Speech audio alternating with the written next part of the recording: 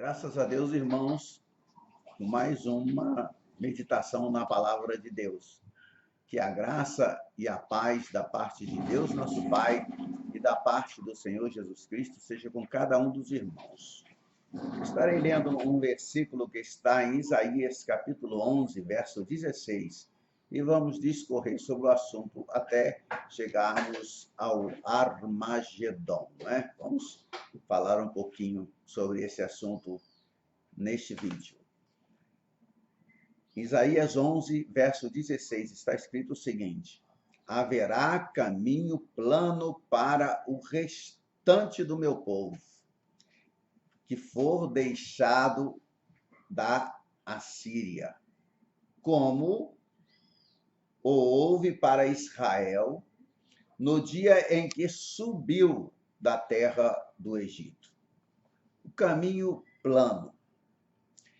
Não havia, amados de Deus, um caminho pelo Mar Vermelho, pelo menos não uma estrada comum. Não havia placas de sinalização no deserto, mas havia uma coluna de fogo à noite e uma nuvem de dia. Não havia restaurantes à beira do caminho, como nós encontramos hoje quando viajamos, na verdade. Mas todas as manhãs eles recebiam o maná. E quando foi preciso, brotou água da rocha. Não havia renovadoras de calçados, mas também seus sapatos, suas sandálias, seus calçados não se desgastavam. A marcha toda foi pontilhada de milagres, do começo ao fim. Do começo ao fim. O mesmo se dará quando Deus tornar a congregar o restante do seu povo que será deixado. Ou seja, o que sobrar da perseguição. Provenientes de onde? Provenientes do Egito e de todos os lugares para onde se houverem espalhado. Gostaria que você abrisse a sua Bíblia no livro do profeta Jeremias, no capítulo 30, e acompanhasse comigo a leitura de 11 versículos. Ou seja, Jeremias 30, do verso 1 ao verso 11. Vamos ver o que diz Jeremias, o que Deus falou através do profeta Jeremias. Acompanhem, por favor. Palavra que do Senhor veio a Jeremias dizendo: assim fala o Senhor, Deus de Israel. Escreve num livro todas as palavras que eu disse. Porque eis que vem dias, diz o Senhor, em que mudarei a sorte do meu povo Israel e Judá. Diz o Senhor: faloizei voltar para a terra que dei a seus pais, e a possuirão. São estas as palavras que disse o Senhor acerca de Israel e de Judá. Assim diz o Senhor: ouvimos uma voz de tremor e de temor, e não de paz. Perguntai, pois, e vede, se acaso um homem tem dores de parto. Por que vejo, pois, a cada homem com as mãos na cintura, como a que está dando à luz? E por que se tornaram pálidos todos os rostos? Ah, que é grande aquele dia, e não há outro semelhante. É tempo de angústia para Jacó. Ele, porém, será livre dela. Naquele dia, diz o Senhor dos Exércitos, eu quebrarei o seu jugo de sobre o seu pescoço e quebrarei as tuas brochas, e nunca mais estrangeiros farão escravo deste povo, que servirá ao Senhor, seu Deus, como também a Davi, seu rei, que lhe levantarei. Não temas, pois, servo meu, Jacó, diz o Senhor, nem te espantes, ó Israel, pois eis que te livrarei das terras de longe, e a tua descendência da terra do exílio. Jacó voltará e ficará tranquilo e em sossego, e não haverá quem o atemorize, porque eu sou contigo, diz o Senhor, para salvar-te. Por isso, darei cabo de todas as nações entre as quais te espalhei. De ti, porém, não darei cabo, mas castigar-te-ei em justa medida, e de todo não te inocentarei. Existe, amados, um enorme volume de profecia a respeito desse retorno dos judeus. A passagem que eu acabei de ler, e espero que você tenha me acompanhado, ou então me acompanhe, né? Depois de terminarmos o vídeo, você possa pesquisar, dá uma olhada lá, ver se está certinho. Se eu não torci nada, dá uma olhada. Essa passagem é uma amostra. E vamos examinar juntos, eu e você, somente alguns de seus pontos. Primeiro ponto a ser examinado: a exposição do objetivo. Como eu digo, Deus nunca faz nem fala nada sem propósito, sem objetivo. No verso 3, ele expõe o seu objetivo.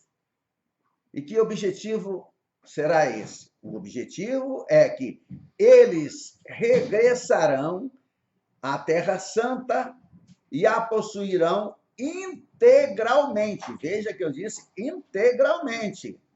Até agora, Israel não possui a terra integralmente. O restante da terra que Deus prometeu a Israel está ocupado por nações árabes. Isso dá para pensar alguma coisa, não dá? Porque se Deus deu a terra completa, Israel vai ocupar a terra integralmente. Ela não será mais partilhada com outros, não mais será dominada por estranhos, mas eles, os israelitas, possuirão as suas herdades. Você pode dar uma olhadinha em Obadias 17. O segundo ponto que eu gostaria de examinar com você, ou com vocês, é que será uma época de tremor e temor, não de paz. Está no versículo 5 da passagem que nós lemos. E esta declaração, ela se aplica a um período anterior. É uma pergunta que eu estou fazendo agora. Ela se aplica a um período anterior, a um período que trata de durante, ou a um período após o retorno. Ou seja, será antes do retorno, ela se aplica a um período antes do retorno, durante o retorno ou depois do retorno. Nós precisamos lembrar que eu, em vídeos anteriores, já faz até algum tempo, eu falei sobre 3 crises pelas quais o povo judeu deveria passar. E cada uma pior do que a anterior. Algumas características destas crises são tão semelhantes entre si que, às vezes, alguns textos proféticos podem aplicar-se a ambas. Às vezes, um profeta via o processo inteiro como sendo um único processo, e não como dividido em três partes. Quando se olha para eventos que ocorrerão daí a 2 ou 3 mil anos, ora, 2 ou 3 mil anos, aqueles que estão separados entre si apenas por dezenas ou centenas de anos, podem parecer pertencer a um mesmo bloco. Nós estamos vivendo bem no centro desses, para usar o português correto, desses acontecimentos. Alguns já se realizaram, outros estão se realizando e outros ainda estão por acontecer. Portanto, nós estamos conhecendo bem o tempo de sua ocorrência e a sequência dos acontecimentos. O terceiro ponto que eu gostaria de meditar um pouquinho contigo é o que está no verso 7, quando diz assim: é tempo de angústia para Jacó. Porém, ele será livre dela. E este trecho pode aplicar-se tanto à segunda como à terceira crise. E aqui, as duas são consideradas como um só processo, o que é verdade, mas entre elas haverá um período de paz. O quarto ponto que eu gostaria de analisar contigo é o que está no versículo 8, quando diz que Deus quebrará, aliás, é versículo 8 mesmo. O quarto ponto nos mostra, melhor dizer assim, que Deus quebrará o jugo do anticristo. Sim, o anticristo não participa da primeira crise, mas é o agente principal da segunda e da terceira crise. Os judeus obterão vitória sobre ele quando retornarem à sua terra, pelo poder de Deus, pelo poder do Eterno. Porém, alguns farão um acordo com o anticristo, e esse acordo vai trazer a terceira crise. E o quinto e último ponto que eu gostaria de analisar, dentro desta passagem que lemos do profeta Jeremias, é que servirão o Senhor, seu Deus, e Davi será o rei. Está no versículo 9. E isto nos leva diretamente à terceira crise. Enquanto os judeus não receberem a Cristo, não somente como rei, mas como aquele a quem eles crucificaram, não poderão ter um rei. Não poderão ter um rei. Para que isto se torne realidade, será necessária uma terceira crise. E esta terceira crise será o Armagedon. O Armagedon. Agora, pergunto: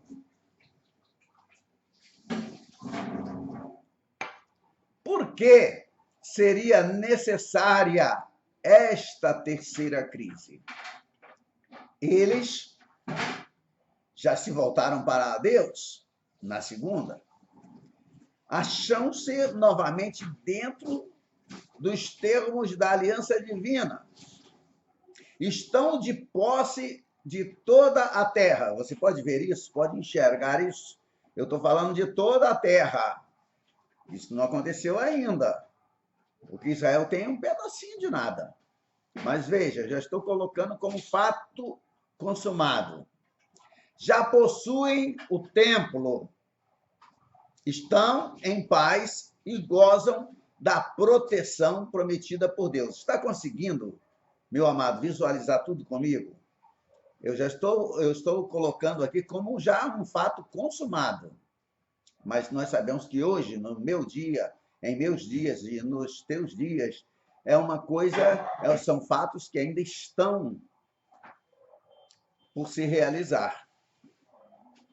São coisas que estão por acontecer, mas eu estou já colocando aqui como tudo havendo acontecido, ok? Como um fato consumado. Porque você sabe que o templo ainda não está. O que está lá é a mesquita de Al-Aqsa. Mas houve uma ocasião em que os israelitas se encontraram em idênticas condições. Quando eles estavam prestes a entrar na terra prometida, em Êxodo 34, versículo 10, o Senhor lhes disse o seguinte: eis que faço uma aliança. Diante de todo o teu povo farei maravilhas que nunca se fizeram em toda a terra, nem entre nação alguma, de maneira que todo esse povo em cujo meio tu estás veja a obra do Senhor, porque coisa terrível é o que faço contigo. Repetindo para você encontrar aí o versículo 10 do capítulo 34 de Êxodo. Isto, meus amados, aconteceu quando Deus os ajudou a atravessar o Jordão em terra seca. E quando as muralhas de Jericó ruíram ao som das trombetas. Os inimigos, eu ia falar no singular, mas vou colocar no plural, os inimigos foram derrotados, a terra ocupada e dividida entre as tribos. Contudo, a fidelidade deles não durou muito. Você quer abrir a sua Bíblia comigo? Em Juízes, capítulo 2, e lê do versículo 11 ao 15. Me acompanhe nessa leitura. Eu gosto sempre das Escrituras. As Escrituras falam mais altas do que, ou mais alto do que qualquer ensinador. Seja ele quem for, a palavra de Deus sempre terá prioridade e sempre vai falar mais alto do que tudo, porque quando a palavra de Deus fala, não é o que eu penso, é Deus falando. Não é o que eu imagino, não é a minha interpretação. Não, não, não. Veja o que está em Juízes 2, 11 e 15. Acompanhe comigo, que é o que estarei lendo agora. Eu acabei de falar um instantinho que eles não guardaram a sua fidelidade a Deus, embora abençoados. O que está escrito? O seguinte: então fizeram os filhos de Israel o que era mal perante o Senhor, pois serviram os Baalins, deixaram ao Senhor Deus de seus pais, que os tirara da terra do Egito, e foram-se após outros deuses, dentre os deuses das gentes que havia ao redor deles, e os adoraram, e provocaram o Senhor a ira, porquanto deixaram o Senhor e serviram a Baal e a Astarote, pelo que a ira do Senhor se acendeu contra Israel, e os deu na mão dos espoliadores que os pilharam, e os entregou nas mãos dos seus inimigos ao redor, e não mais puderam resistir a eles. Por onde quer que saíam, a mão do Senhor era contra eles para seu mal, como o Senhor lhes havia dito e jurado, e estavam em grande aperto. Espero que você tenha me acompanhado, porque isso que eles fizeram, farão novamente. O retorno deles será acompanhado dos mesmos prodígios e maravilhas. Expulsarão o inimigo pelo poder do Eterno, possuirão a terra e gozarão de uma prosperidade nunca vista. Contudo, as profecias indicam que antes da terceira crise, veja bem, situe-se no tempo agora, antes da terceira crise, eles se afundarão no pecado de um modo como nunca o fizeram antes. Isso está acontecendo hoje. E olha, de uma maneira terrível, mas eles ainda alcançarão uma prosperidade muito grande e aumentarão a sua cota de pecado, muito mais do que fizeram antes. Quero frisar esse fato. Até mesmo a idolatria voltará a ter proporções desmedidas. E grande parte das profecias do Antigo Testamento trata disso. O livro de Malaquias é todo dedicado ao assunto. Eu vou ler agora com vocês, não Malaquias, convido você a me acompanhar em Isaías, capítulo 2, versos 12 a 21. Isaías, capítulo 2, verso 12 a 21, que diz assim: porque o dia do Senhor dos Exércitos será contra todo soberbo e altivo, e contra todo o que se exalta, para que seja abatido. Para que seja abatido.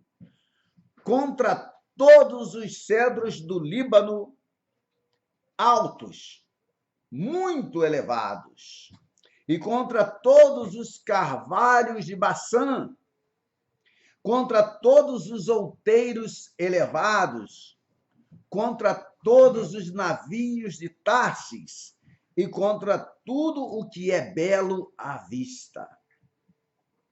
A arrogância do homem será abatida e a sua altivez será humilhada. Só o Senhor será exaltado naquele dia. Aleluia. Os ídolos serão de todo destruídos.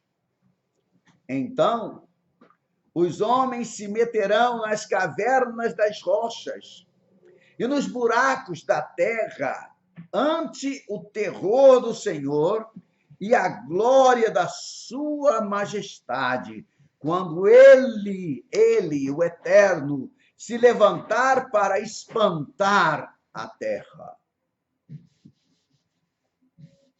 Naquele dia, os homens lançarão às toupeiras e aos morcegos os seus ídolos de prata e os seus ídolos de ouro, que fizeram para ante eles se prostrarem. e meter-se-ão pelas fendas das rochas e pelas cavernas das penhas ante o terror do Senhor e a glória da sua majestade, quando ele se levantar para espantar a terra. Se você prestar atenção, verá que Isaías frisou bem este ponto, para não ficar dúvida nenhuma. E se você olhar ao nosso redor, se você estiver prestando atenção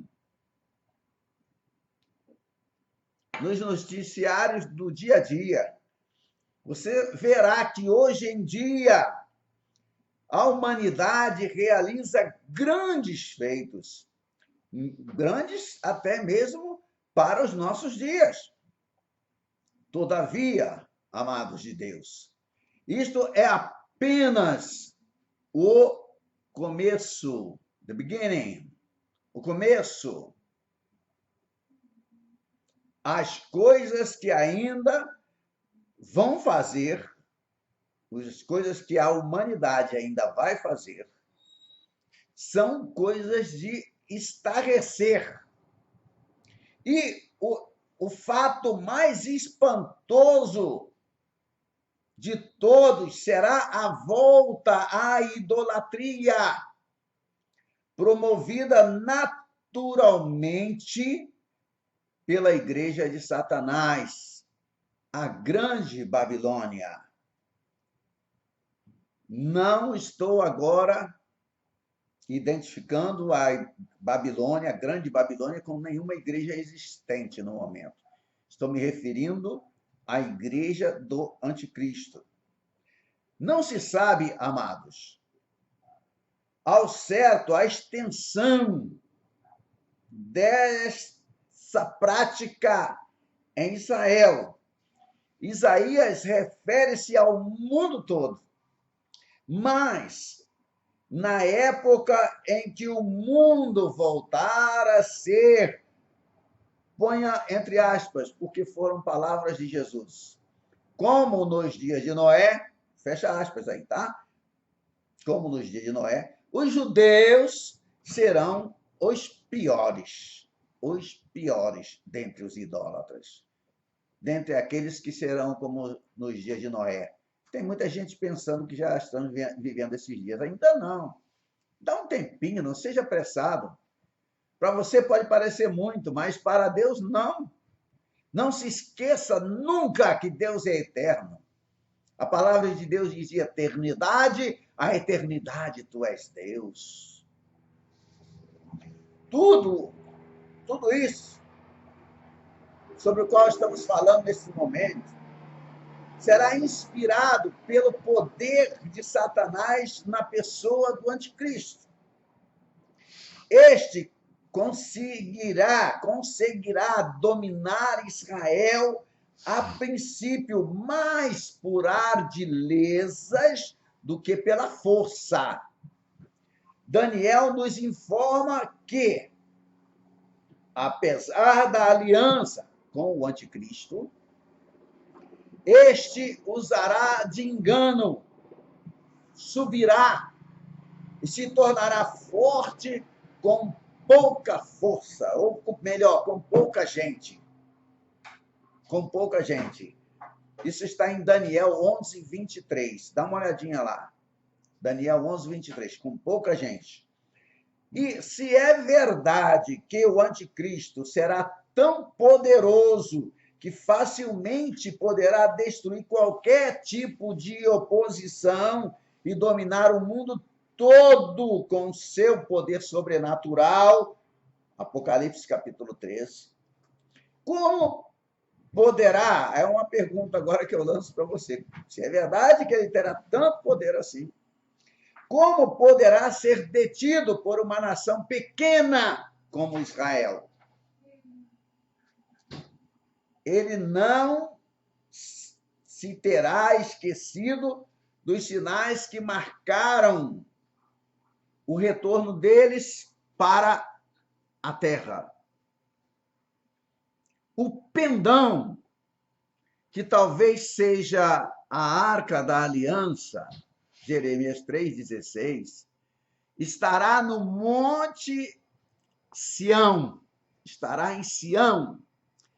Haverá outras operações de maravilhas, e algumas até mais extraordinárias que as realizadas por ele. Haverá sinais da proteção divina que o próprio anticristo respeitará. Primeiro, ele terá que destruir esta proteção. Terá que superar o poder da aliança. A maneira como ele sempre faz isso, de acordo com a história, é levar Israel a pecar, porque ele mesmo não tem poder. Poder para destruir a proteção divina? Não tem. Mas Israel, quebrando a aliança, perde a proteção divina. Por isso ele usará de engano. Ele levará Israel a pecar. Daniel diz, o grande profeta Daniel, chamado por Deus tantas vezes que me deixa maravilhado, de homem muito amado. Quem dera Deus pudesse se referir a mim desta forma, homem muito amado, quem dera. Daniel diz que ele confirmará a aliança com muitos durante uma semana, uma heptade, semana de anos, ou seja, 7 anos. E estes muitos, entre aspas, talvez sejam os líderes da nação, embora comparados com o resto do povo, eles sejam poucos. Ele se tornará, nós lemos isso, ou podemos ler, forte com pouca gente. Quando os judeus se voltam para ele em busca de proteção, afastam-se. É lógico isso? É conclusivo? De Deus. Se eles se voltam para o anticristo em volta de proteção, eles automaticamente se afastam de Deus e de sua proteção. E a arca sempre perde o poder quando os israelitas deixam o Senhor. Porque o poder não está na arca. A arca é apenas um símbolo da presença de Deus. E os israelitas abandonarão a Santa Aliança. Veja Daniel, capítulo 11, versículo 30. O resultado disso, meus amados irmãos, será que Satanás levará os exércitos de todas as nações a lutar contra os judeus. Esse evento, esse fato de levar os exércitos de todas as nações a lutar contra os judeus, é conhecido pelo nome de Batalha do Armagedon. Esse vocábulo, Armagedon, só aparece na Bíblia uma vez, em Apocalipse 16, versículo 16, pois está escrito o seguinte: então os ajuntaram no lugar que em hebraico se chama Armagedon. Essa palavra deriva de um termo hebraico que significa colinas de Megido.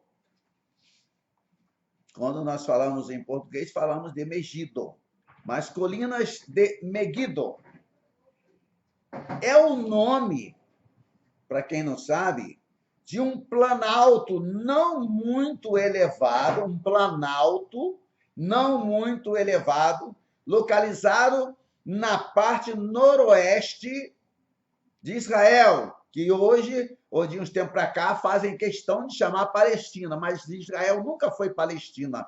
E não existe nem a origem, nunca existiu esse lugar chamado Palestina, nem um povo palestino. Isso é para enganar você. As nações fazem questão de chamar aquilo lá de Palestina. Inclusive, muitas Bíblias de estudo trazem aquilo como se fosse Palestina. E se eu usar aqui, em algum momento, esse nome, eu estou me referindo a Israel, ok? Entendeu, irmão? Repetindo, essa palavra, Armagedon ou Armageddon, é derivada, de novo eu estou falando, preste atenção, again, I'm talking again. É um termo hebraico que significa colinas de Meguido. Ficou gravado agora? Colinas de Meguido. Nome de um planalto não muito elevado, localizado na parte noroeste de Israel. Um antigo campo de batalha. Contudo, não existe nenhuma menção bíblica de que uma luta seria travada ali. Armagedon é apenas o ponto onde os exércitos se reunirão. A batalha será travada em Jerusalém. E como você confirma isso? Leia Zacarias 14 e você verá isso.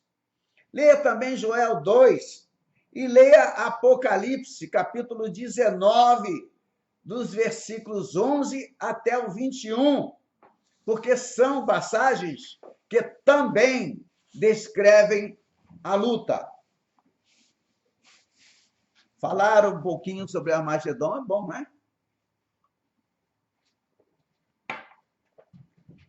Existe, meus amados, uma divergência de opiniões bastante interessante acerca do futuro da Rússia nas profecias.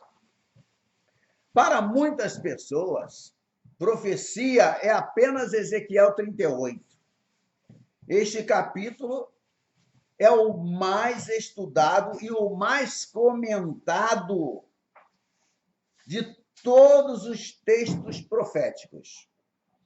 Se a interpretação mais comumente dada a este capítulo falhar, seja por derrota da Rússia ou por uma mudança na política mundial, como, por exemplo, a ascensão de uma nação como a China, e nós estamos vendo bem isso, ou o surgimento de um líder mundial, o anticristo, muitas pessoas talvez até percam a fé, porque querem interpretar apenas Ezequiel 38. Existem, eu poderia dizer, duas atitudes que podemos adotar ao examinar profecia. A primeira atitude é torcê-la para que prove alguma coisa que nós queremos provar. E a segunda atitude é buscar a verdade nela contida, mesmo que seja contrária à nossa visão dos fatos. Ninguém pode realmente enxergar a Rússia neste capítulo de Ezequiel, a não ser que já esteja predisposto para isto. Em Ezequiel, capítulo 33, verso 21, inicia-se um novo capítulo. E me refiro a um novo capítulo dessa história. Ou seja, o retorno dos judeus.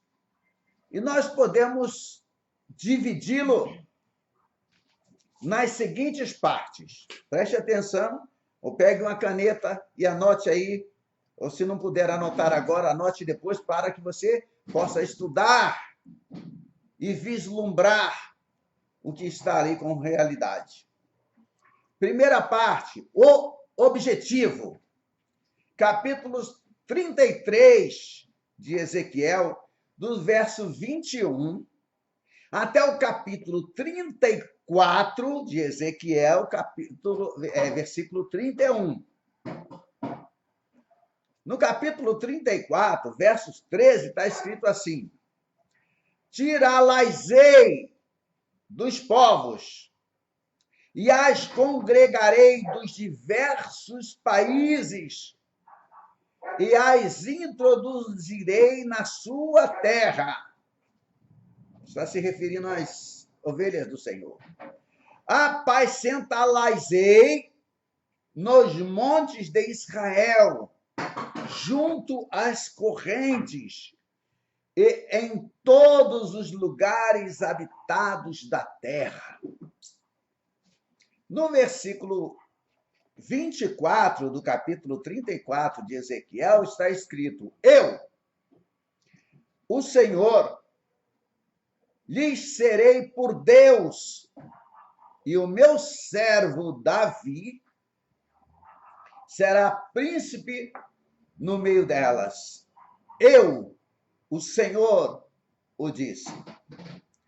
Segunda parte, a oposição árabe.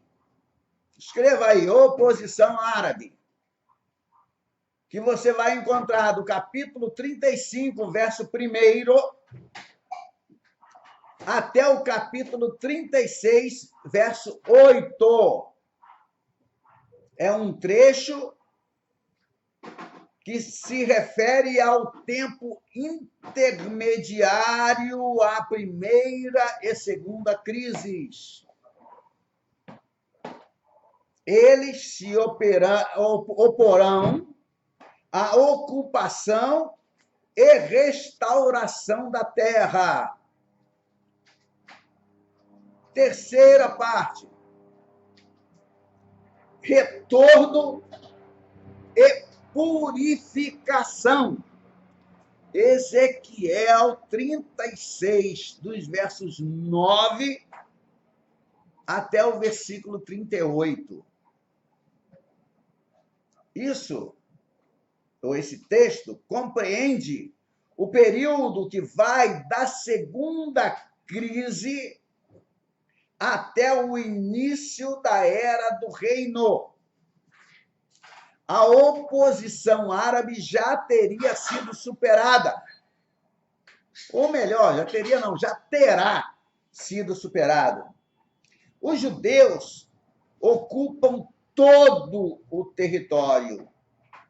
Resta-lhes, porém, o antagonismo do anticristo. A quarta parte nos faz enxergar a visão do Vale de Ossos Secos, capítulo 37 de Ezequiel.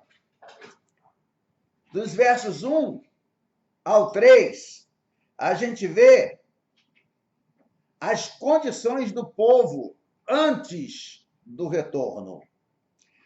Dos versículos 4 ao 8, nós podemos ver que a nação é restaurada, mas sem o Espírito Santo. E dos versículos 15 a 22, nós vemos a nação recebendo o Espírito de Deus. E dos versículos 23 ao 28, nós vemos que os judeus são purificados e Deus habita com eles. Os capítulos 38 e 39 de Ezequiel focalizam mais a parte final do retorno, a destruição dos exércitos que marcham contra Jerusalém. E digo, irmãos, é um estudo pormenorizado da terceira crise. E nós podemos examinar juntos, em primeiro lugar, o objetivo para concluir o nosso vídeo de hoje. Ou, se achar necessário, irei mais longe um pouquinho, viu? Vamos ver. Vamos começar a conclusão, pensando na conclusão. Examinemos primeiramente o objetivo. Abra sua Bíblia, já que estamos falando de Ezequiel, no capítulo 39, versos 21 até o 29. Eu lerei pausadamente para que você possa me acompanhar.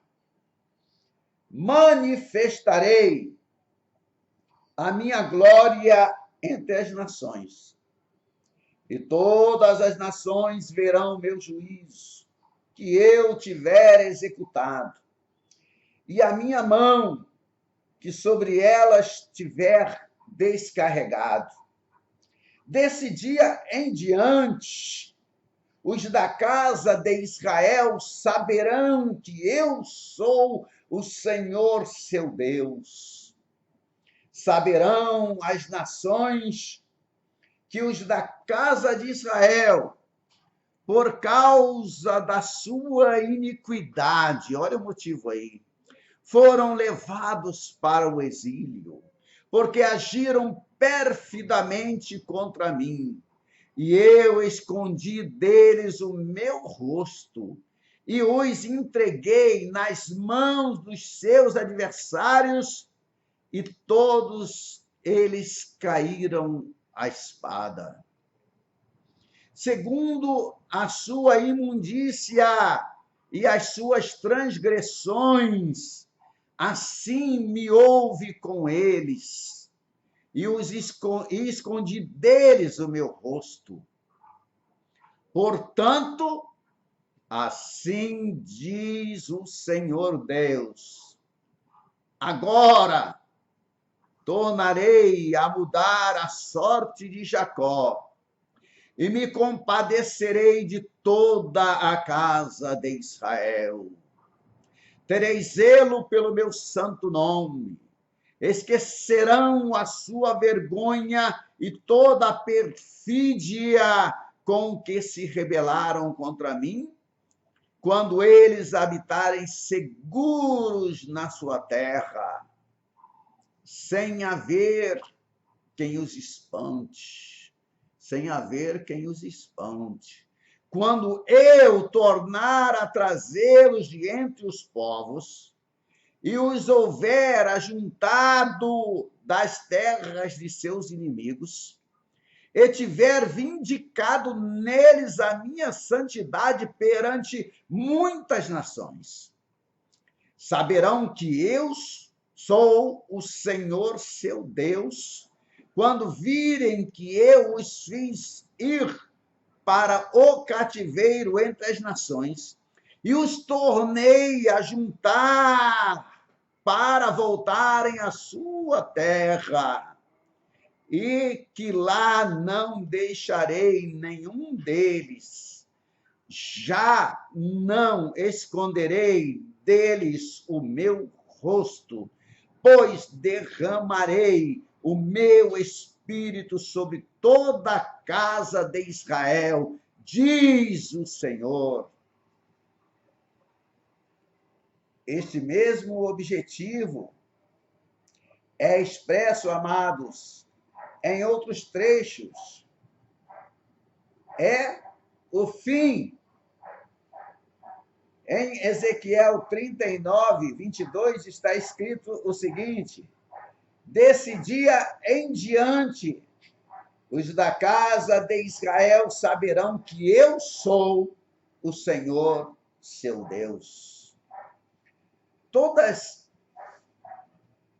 as profecias concernentes ao povo de Israel terminam do mesmo modo.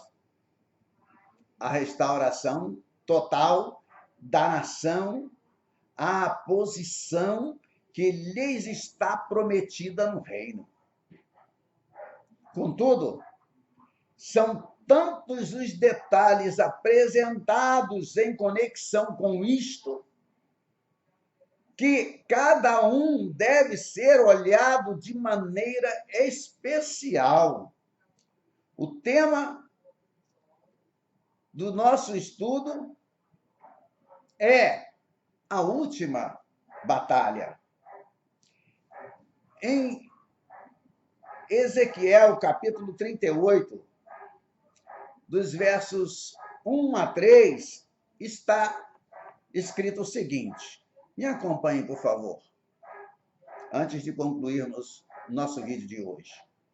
Veio a mim a palavra do Senhor dizendo: Filho do homem, volve o teu rosto contra Gog, da terra de Magog, príncipe e chefe de Meseque e Tubal. Profetiza contra ele e dize: Assim diz o Senhor Deus, eis que sou contra ti, ó Gog, príncipe e chefe de Meseque e Tubal. Ezequiel 38, de 1 a 3. Preste atenção no que eu vou dizer. Alguns estudiosos aplicam esta passagem à Rússia, depreendendo isto da palavra hebraica Rosh. Contudo, este termo, Rosh, não designa um país ou um povo, mas significa chefe ou príncipe.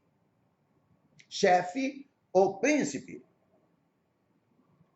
Em nossa versão, recebe o tratamento correto, na versão que eu estou lendo. Príncipe e chefe de Meseque e Tubal, no versículo 2. E num dos livros que tem ali,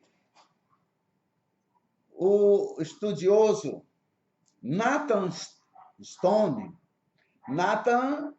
J. Stone, ele escreveu o seguinte: qualquer que seja a argumentação, é ele falando, Nathan, empregada para se defender a tese de que a Rússia e países da região são as terras mencionadas em Ezequiel 38, é baseada, ele falando, em uma interpretação arbitrária da palavra hebraica.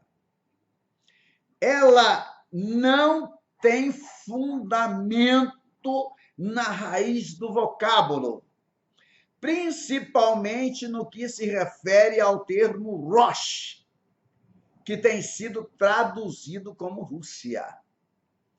Tal raciocínio se baseia em vogais hebraicas que foram inventadas 1000 anos depois do Velho Testamento ter sido escrito.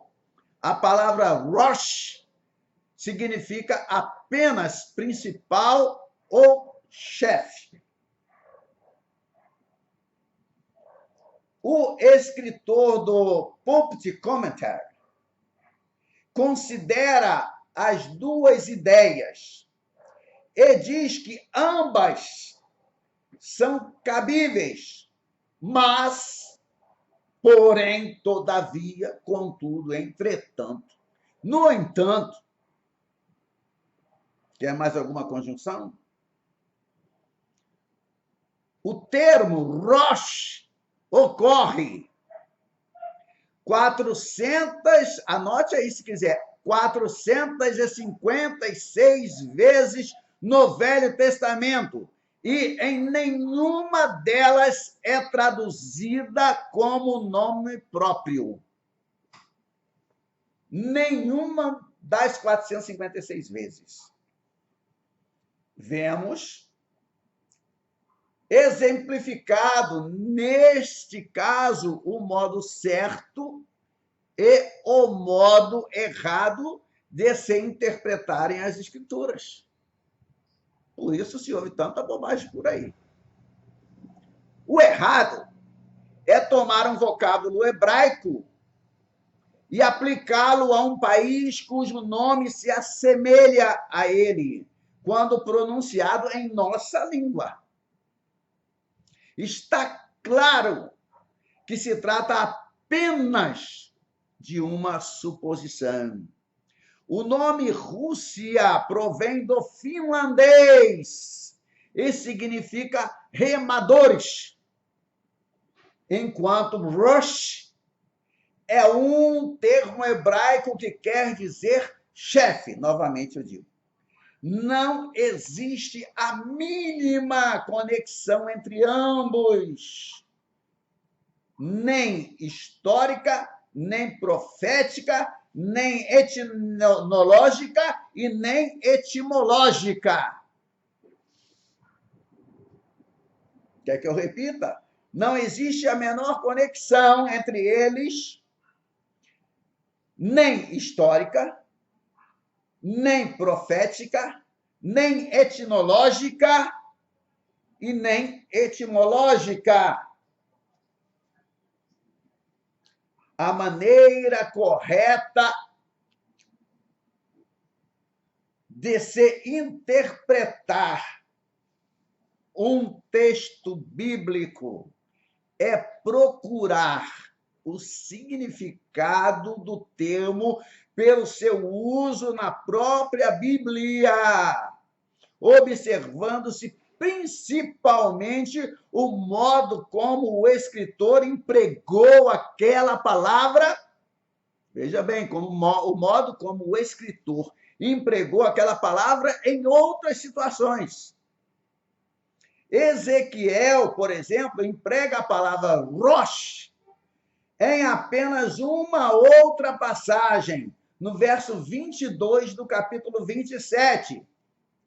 E ele diz o seguinte, lá, capítulo 27, verso 22. Os mercadores de Sebá e Raamá eram os teus mercadores. Pelas tuas mercadorias davam em troca os mais finos aromas, pedras e ouro. Neste verso que eu acabei de ler aqui, a palavra Rosh é traduzida como mais finos, ou seja, principais. E, na verdade, seria muito pouco provável que um hebreu falasse em Rússia quando estava querendo falar Rosh, pois um de seus dias santos era o Rosh Hashanah, ou seja, o primeiro dia do ano. Neste trecho, a Bíblia hebraica está falando de principal chefe. Ficamos por aqui neste vídeo. No próximo, nós falaremos sobre a história. Vamos falar sobre os capítulos 35 a 37 de Ezequiel. Que Deus abençoe você. Que se houver em seu coração a vontade de compartilhar o ensino da palavra de Deus, compartilhe com seus amigos. Dê a sua opinião, faça suas perguntas e pense no que você ouviu hoje. Que a graça e a paz da parte de Deus, nosso Pai, e da parte do Senhor Jesus Cristo, seja com todos vós. A paz, meus amados irmãos. Que Deus os abençoe. Amém?